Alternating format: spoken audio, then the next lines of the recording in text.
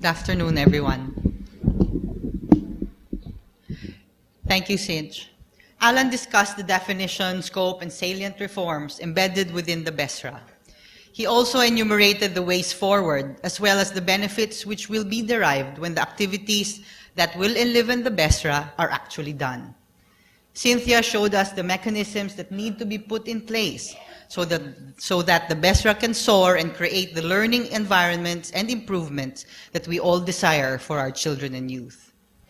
These will certainly enable the DepEd to deliver on its mission, which is to provide quality basic education that is equitably accessible to all and lay the foundation for lifelong learning and service for the common good. Looking at the macro level or at the larger institution, she also discussed the challenges that hinder the implementation of the BESRA. My task is to examine how BESRA is done in schools. How can the BESRA be put in the heart of the school where the students are and where the throbbing of a healthy, dynamic, basic education system should be most palpable? More specifically, what mechanisms are there that school heads or principals can use as framework and scaffolds to reform their specific schools? Has BESRA been communicated and understood by those in the schools? How do schools get to know about BESRA? The first point of contact between the central office and that of the school head is the DepEd Memorandum or the DepEd Order. These are sent down to schools by going down the ladder of the bureaucracy. Thus, from its origin, which mostly in the case of the BESRA comes from the central office, to the school heads or principals. These memoranda are also available on the website of the DepEd through its perpetual repository. It's one of those few agencies that actually has a perpetual repository. It's impressive actually, it's very good for research. This was my first stop.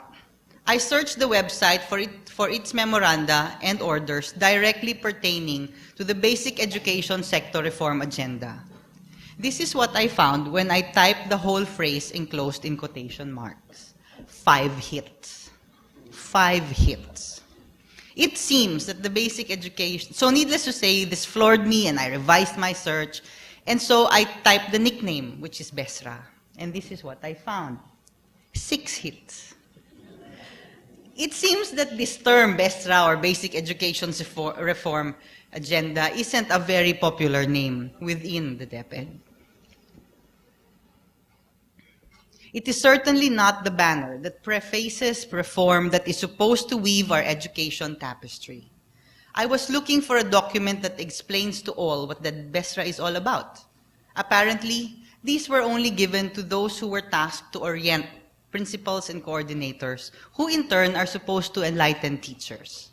In effect, not all teachers know what the BESRA is when it aims to address education outcomes by 2015. However, this articulation of its philosophy and key reform thrusts were embedded in documents that had been submitted as reports. For instance, these were in the State of Philippine Public Basic Education report delivered by then Secretary Butch Abad in 2007. The 2009 report, or Philippines report to the UNESCO by Secretary Jesly Lapus.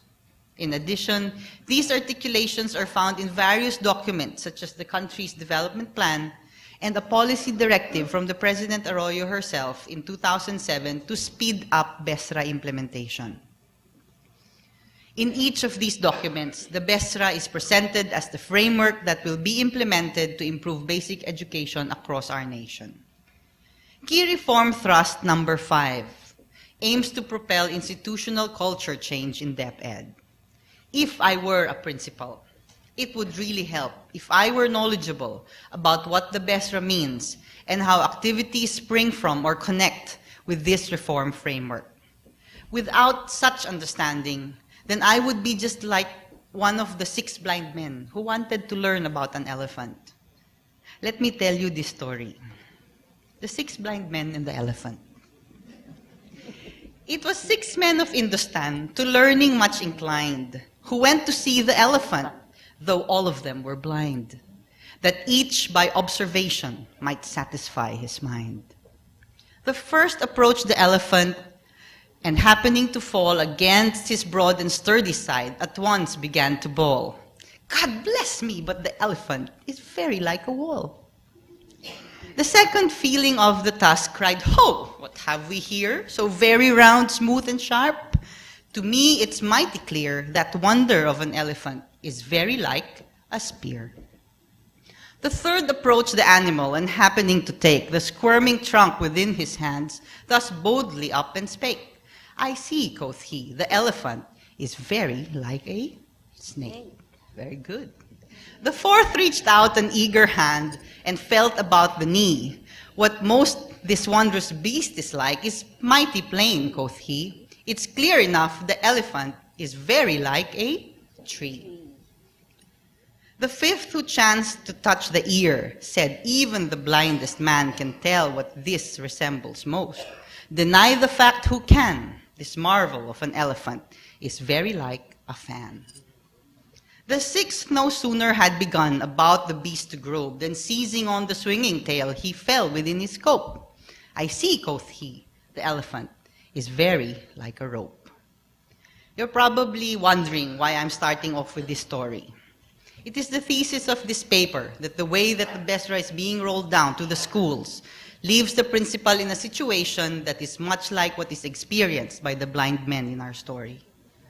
Appreciating the parts of a whole without a view of the unity certainly leads to misconceptions. In the case of the BESRA, this could further propagate the notion that our programs continue to be temporary and time-bound projects that end a natural death when the money runs out. Worse, educators on the ground may surrender to the belief that all efforts to improve education emanate from the whims of a few leaders in more powerful offices. The BESRA is a clear example that this is not true. It is a policy framework that has grown from roots and seeds planted by at least 5 DepEd secretaries, including yesterday's man at the helm, who has just been appointed Secretary of Trade and Industry. That said, BESRA's lack of prominence in the communications portal does not mean it is not merely ink on paper or lip service to foreign donors or global watchdogs. Further searches and scrutiny of the tome of memoranda showed that indeed parts of the BESRA had been communicated to the bureaucracy, to schools. More importantly, these are actually being implemented and refined according to the experiences and needs of schools, teachers, and students. Key reform number 1, which focuses on strengthening school-based management, or SBM. For this, information is certainly accessible. The tradition of SBM harks back to at least 10 years in the communications portal, and this shows that this thrust has grown over time and has been taken by the BESRA to be included in the BESRA. In fact, Cynthia has narrated the best practices of SBM in a volume dedicated to this effective intervention. In her book, Transforming Education on the Ground, Success Stories from 50 SBM Schools, the best practices and heartwarming stories of school-based reforms were documented to inspire more of such practices to evolve and grow in schools and communities nationwide. More and more, principals are getting trained on SBM. As a principal, I really appreciate the managerial trainings for things like school building management, or principal-led construction, resource generation, community networking.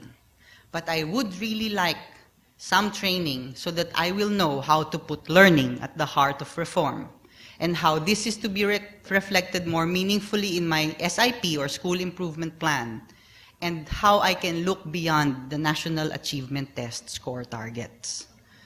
To assist the basic education sector, teacher education institutions have the duty to prepare school leaders, and thus, they should include SBM and SIPs in their courses and programs, because these correspond to real-world competencies that school administrators need to run effective learning environments. From work done on key reform thrust number 2, which aims to assure improved teaching effectiveness and teacher development, came the very well-articulated National Competency-Based Teacher Standards, or NCBTS. As our friend Nap Imperial of NEDA wrote, the NCBTS document led to the first ever consensus among government agencies and educational institutions on what good teaching means. If a principal were deeply aware of these standards, school-based evaluation of teacher performance would be really much easier. Ideally, their assessment form should align with these standards. The assessment form shown on the slide was designed by a certain Miss Mariano, and it is available on the internet through a mechanism called SlideShare. It is a simple form which can help teachers reflect on their own practices and development.